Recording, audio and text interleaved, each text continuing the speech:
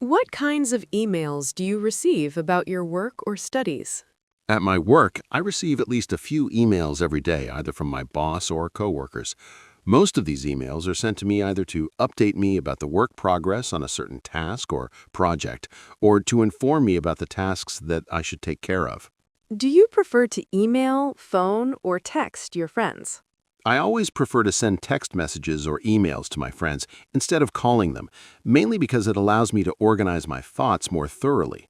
Besides, it also allows me to become more flexible with my communication since I don't get forced to say something that I don't want to. Do you reply to emails and messages as soon as you receive them? Yes, I do have a habit of replying to my emails as soon as possible because I want the message senders to know that the message has reached the right person. Besides, I do it also because doing so gives me peace of mind, knowing that I value other people as well as their needs. Do you receive emails that are advertising things? To be honest, I used to find them quite annoying a few years ago, but now I've just gotten used to them, as I know I cannot stop them even if I want to.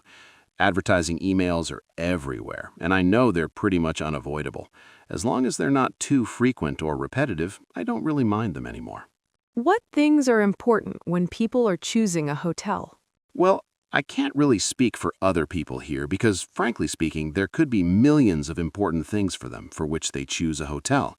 But as far as I'm concerned, I choose a hotel based on a couple of important factors. One is how far it really is from the noises, hustling, and bustling of city life, so that I can have a sound and interruption-free sleep at night. The other important factor is how spacious the hotel really is, so that I don't feel congested or suffocated in it, especially when there are too many guests there. From the reviews I often read about hotels, I can say that people often prioritize the rent amount, location, and amenities of a hotel while booking or deciding to stay there. Why do some people not like staying in hotels? In my opinion, some people don't like to stay in hotels for a couple of reasons. The number one reason probably is that they don't just feel enough comfortable, probably even feel a bit unsafe and scared as opposed to living in a familiar place with familiar people in such an environment where too many unknown and strange people live. Another reason could be that they don't get enough privacy. Again, it is privacy, not a fear factor, at a hotel, especially when they need to finish some important tasks in an isolated environment. Do you think staying in a luxury hotel is a waste of money? As far as I'm concerned, I never really like to stay at a luxury hotel, even though luxury is a relative term, and pay too much money to rent it, because I do think that it is a terrible waste of money. Of course, if you are celebrating a wedding anniversary or celebrating multi-million-dollar business deal, then it's a different thing. But just to have some nice sleep at night and a place to relax, spending anything extra beyond a reasonable amount of money is certainly considered to be a waste of money in my book. But it is quite different for rich people who would be ready to spend an exorbitant amount of money to stay in a luxury hotel due to the amenities and environment these hotels offer. Do you think hotel work is a good career for life? Speaking from a personal experience, yes, I worked as an assistant manager at a hotel when I was a young college student. I don't really think that hotel work in most cases is a good career choice for life, mainly because it's a service-oriented industry or career. In other words, in service-oriented careers, there aren't any tangible skills or abilities to display, be it to a customer or the superiors, and as such it is not always easy for others to value the skills, no matter how good one really is at their job. So career growth is a big issue here. But if someone is really passionate about working in a large hotel and meeting new people daily, it could be a different story for him or her. How does working in a big hotel compare to working in a small hotel? I think that working in a big hotel has more advantages than working in a small hotel. For example, a big hotel usually would have more opportunities for career growth, since they will always need more skilled people to do the jobs. Besides, the chances of getting laid off at a big hotel are rather slim, since there will probably be another opportunity in a different department. Finally, working at a big hotel, like a large hotel chain, will offer better job satisfaction, since people would value you more for working at a bigger and famous place. What skills are needed to be a successful hotel manager? Well, in order to become a successful hotel manager, a person would pretty much need to know anything and everything that is related to hotel operation, finance, customer service, hygiene and cleanliness, superior communication skills, and team building. Besides, in order to become a successful hotel manager, one would also need to understand the industry trends as well as the tastes and preferences of a diversified group of prospective customers during different times of the year, so that the manager can make an informed decision about his or her service and pricing strategies. Do you like the neighborhood you live in? Why or why not? Yes, I do like the neighborhood in which I live, mainly because I have lived in this neighborhood for a long, long time, where everything is so familiar to me. Besides, this is a rather clean neighborhood where houses and homes are built in a planned manner. I like my neighborhood also because the people here are mostly very friendly. What do you do in your neighborhood in your free time? Why or why not?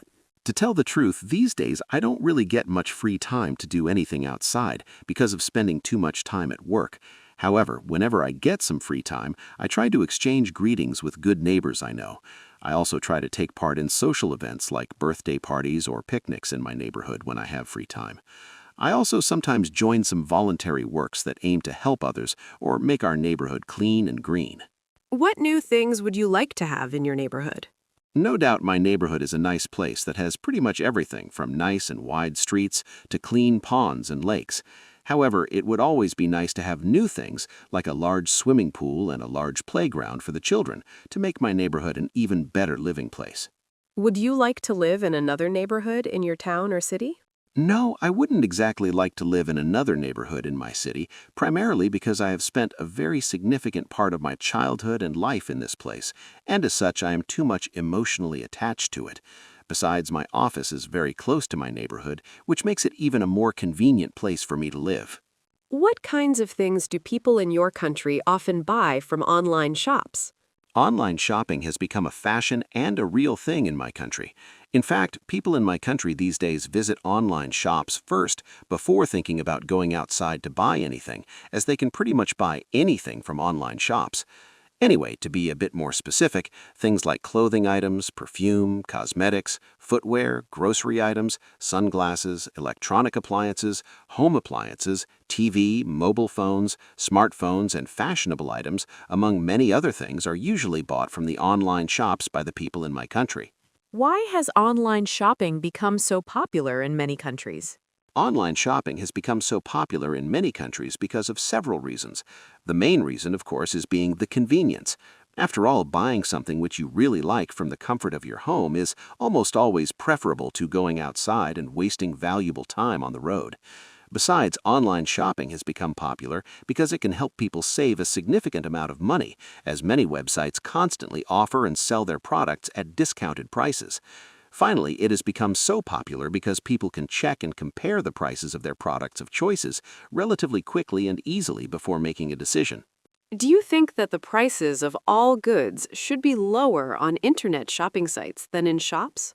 Yes, I agree that the prices of all online shops should be lower than in physical shops. This is because e-commerce business owners can run an online shop without renting a store, paying for utility bills, and without even having a salesperson. Moreover, they can reach a huge number of customers who live far away, and all these aspects make running an e-commerce store less expensive. So they can offer a discounted price for everything they sell online, even though many of those products are sourced from third parties. Do you think that large shopping malls will continue to be popular despite the growth of internet shopping? Yes, in my humble opinion, large shopping malls will still continue to be popular despite the growth of internet shopping. After all, internet shopping doesn't offer the opportunity to check and feel the products of our choices in real time.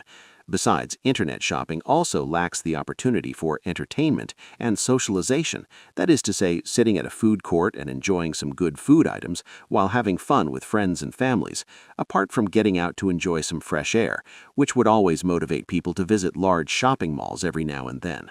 Do you think that some businesses, example, banks and travel agents, will only operate online in the future? Well, unless all the businesses, shops, and companies in the world start to use virtual money, and unless all people in the world have access to a computer and the internet, businesses like banks and travel agents won't be able to operate online only. But realistically speaking, the possibility of all people and all businesses in this world getting access to a computer and the internet in the future, because of extreme poverty in many parts of the world, is rather very slim, and therefore some businesses would still need to operate offline to run their operation. But I do agree that more and more banks would operate online besides having their physical branches to let people do banking transactions online, especially in cities.